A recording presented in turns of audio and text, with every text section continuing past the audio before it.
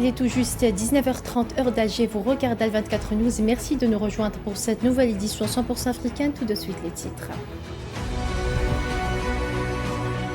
Le président algérien Abdelmadjid Tebboune préside une rencontre avec les opérateurs économiques algériens pour la consolidation de la réussite et des acquis de la 4e édition de la foire commerciale intra-africaine tenue en septembre dernier à Alger. Plusieurs blessés et des morts enregistrés dans plusieurs villes du Maroc parmi les manifestants qui réclament pacifiquement la fin de la corruption et de l'oppression. Le Marzan a encore une fois recouru à la violence pour tenter de faire taire les voix libres.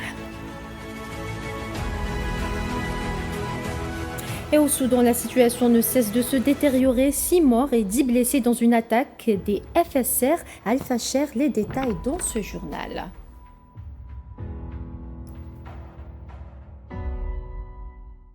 Et on entame ce journal avec l'activité du président algérien Abdelmadjid Tebboune. Il a présidé ce jeudi au Centre international des conférences Abdellatif Rahal la cérémonie d'ouverture d'une rencontre avec les opérateurs économiques pour la consolidation de la réussite de la 4e édition de la foire commerciale intra-africaine qui s'est tenue en septembre dernier à Alger.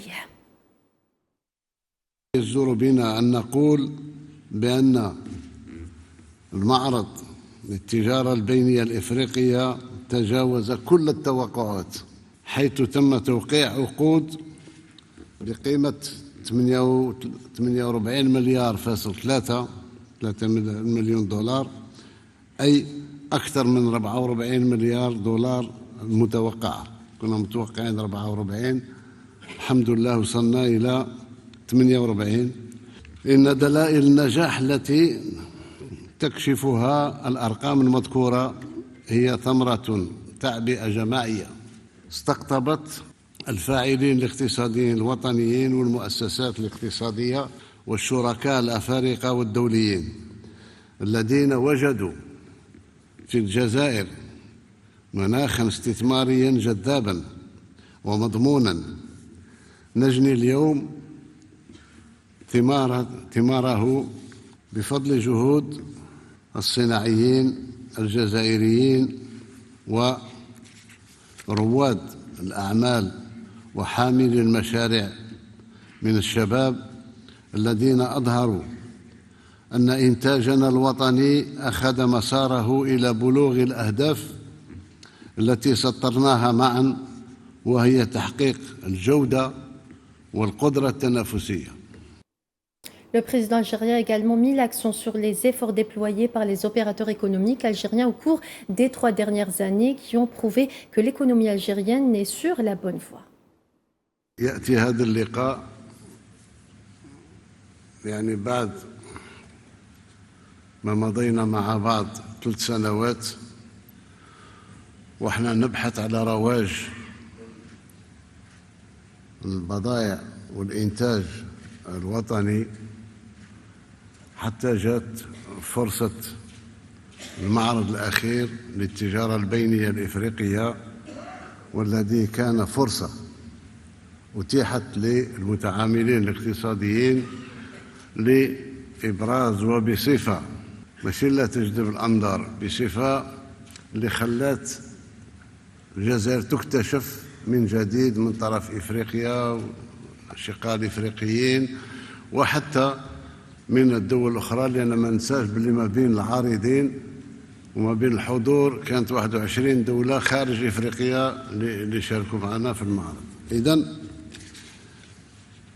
كانت هذه الفرصة وبرهنت فيها على كل ما كنا نطمح إليه، على أن الاقتصاد الوطني الجزائري في الطريق الصحيح والطريق السليم. وكما سبق لي وقلت، الدولة القوية هي الدولة اللي عندها اقتصاد قوي وجيش قوي وشعب واعي ووطني.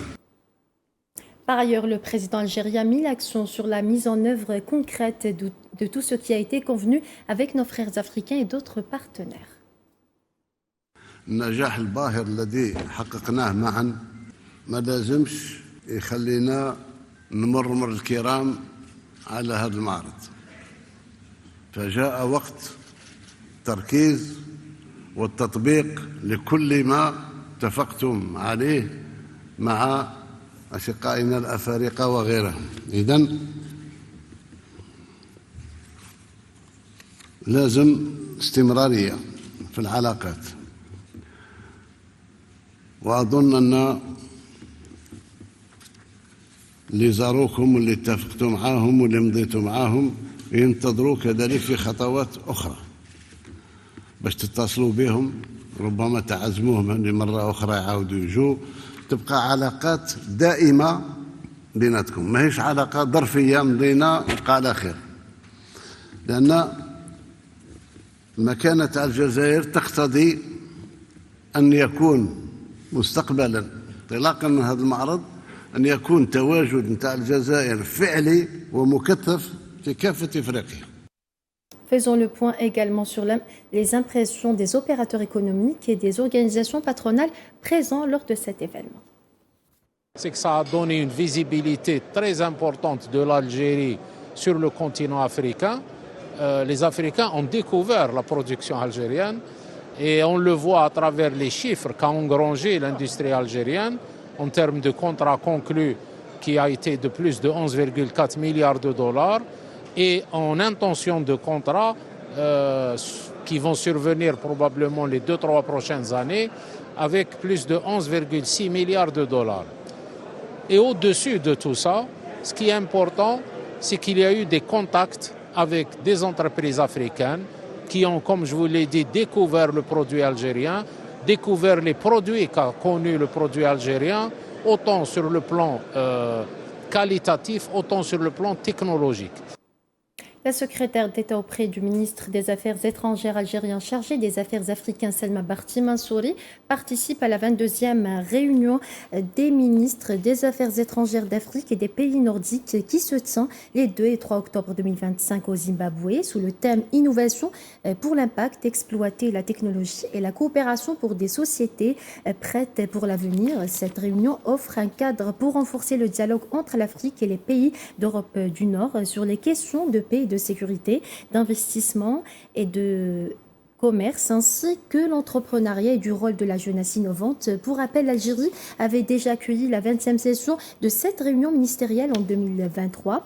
Dans son intervention lors du Forum des jeunes innovateurs, Mansouri a souligné que la force de l'Afrique réside dans sa jeunesse, mettant en avant le modèle algérien basé sur la gratuité de l'éducation à tous les niveaux. Elle a insisté sur la nécessité d'accompagner l'investissement dans l'éducation par l'adoption de politiques de soutien et de mécanismes de financement innovants qui offre aux jeunes des opportunités d'intégrer le marché du travail et de transformer leurs innovations en projets productifs.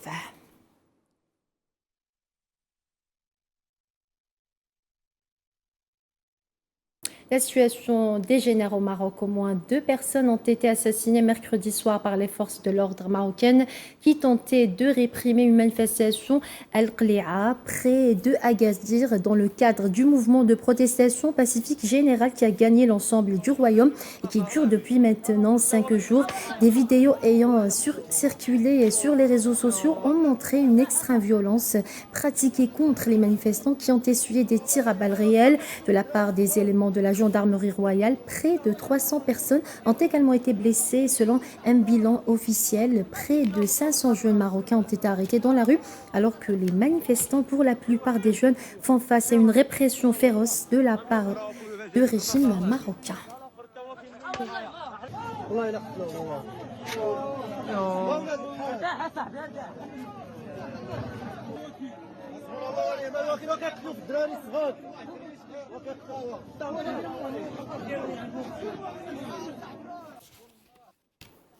À noter que le bilan des victimes est passé à 3 morts cet après-midi.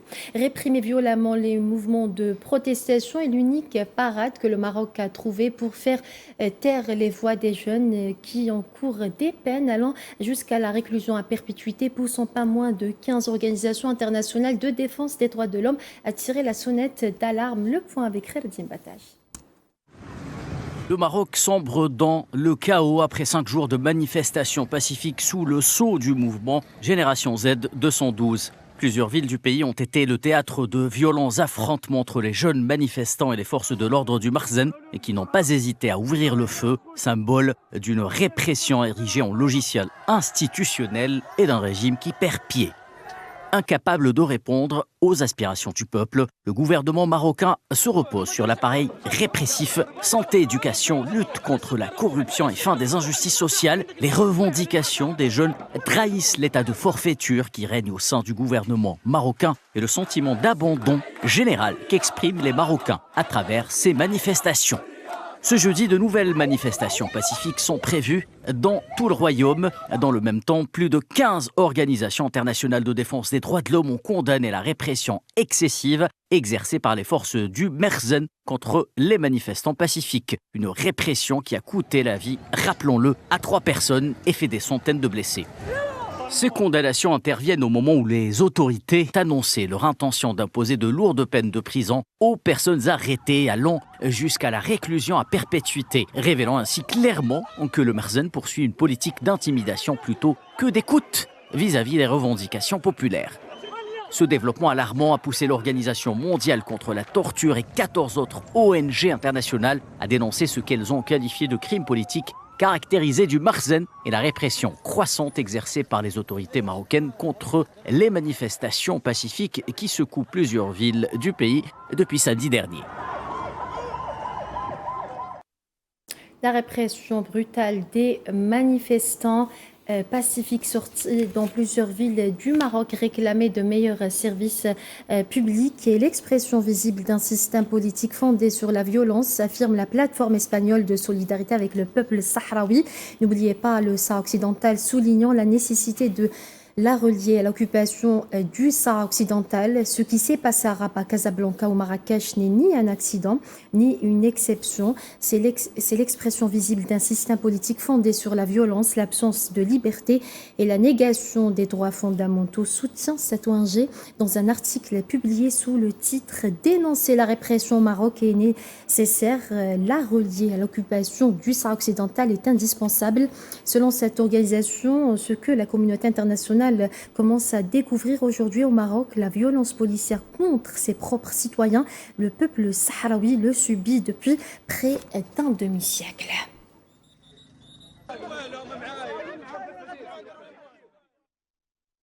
Au moins 6 civils ont été assassinés mercredi dans une attaque attribuée aux forces de soutien rapide d'Al-Fashir, capitale du Darfour Nord, assiégée depuis plus de 17 mois. Dans des vidéos diffusées sur les réseaux sociaux, les FSR apparaissent au bord du centre médical, à l'intérieur de l'aéroport dans l'ouest de la ville.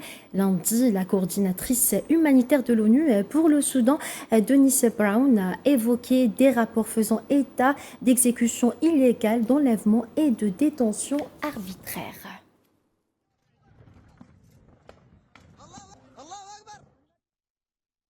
Le Premier ministre soudanais Kamil Idriss a affirmé qu'il n'y a pas de famine au Soudan, soulignant que ce qui circule dans certains médias ou publié par certaines organisations ne reflète pas la réalité sur le terrain. S'exprimant lors du forum hebdomadaire d'information du ministère de la Culture et de l'Information organisé par l'agence de presse soudanaise à Port-Soudan, le Premier ministre a expliqué que la situation au Soudan ne saurait être qualifiée de famine. Il existe plutôt des zones assiégées comme la ville d'Al-Fashir, ce qui exige que la communauté internationale et les grandes puissances assument leurs responsabilités humanitaires et œuvrent à la levée immédiate de ce siège.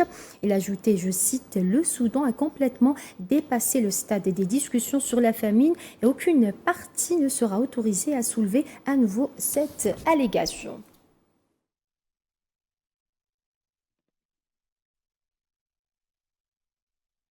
Par ailleurs, le Premier ministre soudanais Kamil Idriss a déclaré que la délégation soudanaise participant aux réunions de l'Assemblée générale des Nations Unies était parvenue à des accords avec le président de l'Union africaine, le président de la Commission de l'Union africaine et les dirigeants d'un certain nombre de pays concernant le retour du Soudan au sein de l'Union africaine lors des réunions et rencontres qu'elle a tenues en marge de sa participation. Le Premier ministre a noté que le retour ne serait qu'une question de temps.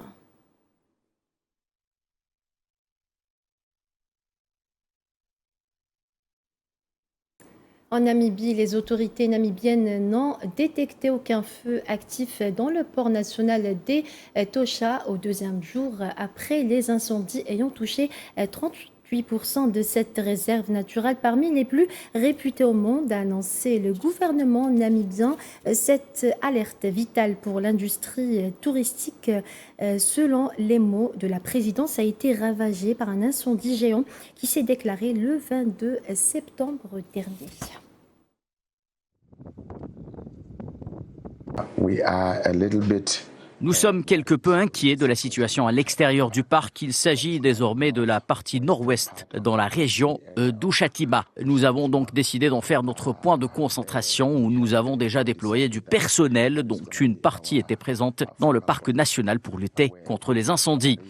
Compte tenu de l'ampleur du problème, compte tenu de la taille du parc, il nous faudra du temps pour évaluer réellement l'impact, tant sur la faune que sur la flore. Nous pouvons émettre des hypothèses pour le moment, mais je suppose que les chiffres exacts ou l'étendue exacte des dégâts seront connus une fois cette évaluation terminée, ce qui constituera notre prochaine étape. Oui, nous avons subi des dégâts importants, mais la faune et la flore ont subi des dégâts. Oui, nous pourrions nous rétablir, mais cela prendra du temps. Concernant le tourisme, par exemple, je ne pense pas que nous connaîtrons une baisse prolongée, mais plutôt une reprise d'ici 2 à 3 ans, car c'est ainsi que fonctionne la nature.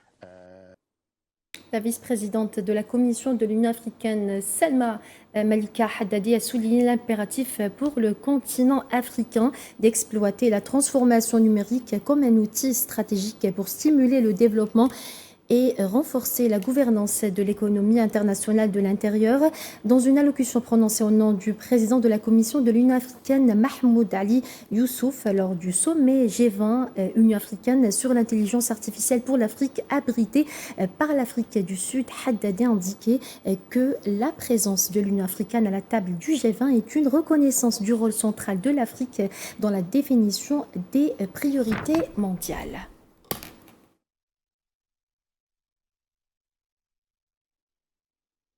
Une délégation du groupe d'amitié parlementaire Tunisie-Algérie est arrivée mercredi à Alger, indique un communiqué de l'Assemblée populaire nationale. La délégation du groupe d'amitié parlementaire Tunisie-Algérie, issue du groupe de coopération parlementaire avec les pays arabes de l'Assemblée des représentants du peuple tunisien, conduite par le coordinateur du groupe Adel Bousselmi, se trouve à Alger dans le cadre d'une visite officielle qui s'étalera jusqu'à samedi prochain.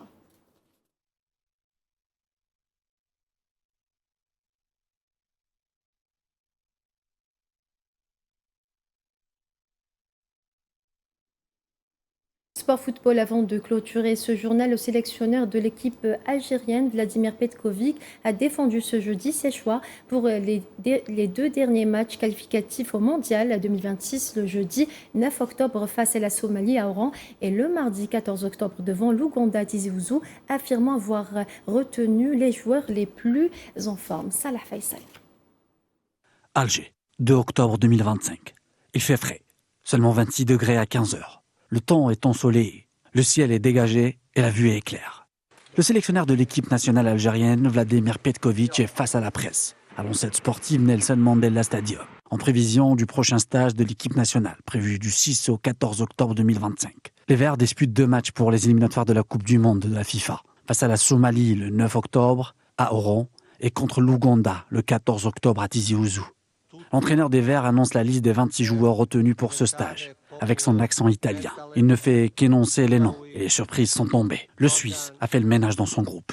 Bembot, Guendouzi, Zidane, Bensebaini, Dorval, Hadjam, Tougaï, Chergui, Belgali, Guiton, Mandi, Bentaleb, Boudaoui, Zorgan, Kebal, Maza, Amoura, Belaili, Benzia, Bonani, Shaibi, Hadjmoussa, Mahrez, Bouneja, Chiakha, Guiri. 4 joueurs sont convoqués pour la première fois en sélection. Lucas Zidane, le gardien de Granada évoluant en 2e division espagnole, ainsi que 3 autres défenseurs. Mehdi Dorval, joueur de Bari en Série B italienne, Samir Chergui, Paris FC en Ligue 1 en France et Rafiq Belghali, Série A italienne. Si Aït Nouri, Awar et Fares sont absents, En raison de blessures, d'autres joueurs, selon Petkovic, ne sont pas en forme. Les 2 joueurs de Dynamo Zagreb, Benasser et Bekrar, font partie de la liste. Dall'inizio Si on regarde dès le début de mon travail avec l'équipe nationale, toujours on a eu beaucoup de blessés. Et c'est pour ça que c'est très important de connaître ces joueurs et que les joueurs puissent connaître l'environnement de l'équipe nationale. Pour être intégrés, quand il faudra les employer, on aura besoin d'eux. Et pas oublier que des joueurs puissent être plus en forme par rapport à d'autres joueurs qui sont déjà avec l'équipe nationale, ils peuvent aussi les remplacer. Et avec ça, j'ai démontré, comme j'ai dit dès le début, que la porte de l'équipe nationale est toujours ouverte. Cependant, il y a aussi le retour de Zorgen et Chiyecha, et surtout celui de Badreddine Bouannani qui brille actuellement en Bundesliga. Petkovic reste pragmatique. Pour lui, l'objectif est de se qualifier pour la Coupe du Monde 2026. molto dure, molto impegnative. C'est pour ça que je dis qu'il y a 2 matchs très durs, qu'il faut mettre vraiment l'accent sur ces 2 matchs. Il faut être vraiment sur le plan mental prêt et il faut démontrer avec nos forces, déjà après le match contre la Somalie, qu'on mérite d'être championnat du monde. Les Verts sont actuellement leaders du groupe G avec 19 points, soit 4 longueurs d'avance sur leur poursuivant direct, l'Ouganda. Une victoire contre la Somalie permettrait d'officialiser la qualification pour la Coupe du Monde, avant même d'affronter l'Ouganda lors de la dernière journée des éliminatoires. Les Verts disputeront 2 matchs pour les éliminatoires de la Coupe du Monde de la FIFA 2026. Et c'est ainsi que s'achève cette édition africaine. Merci à vous de votre fidélité. Excellente suite des programmes sur A24 News. À demain.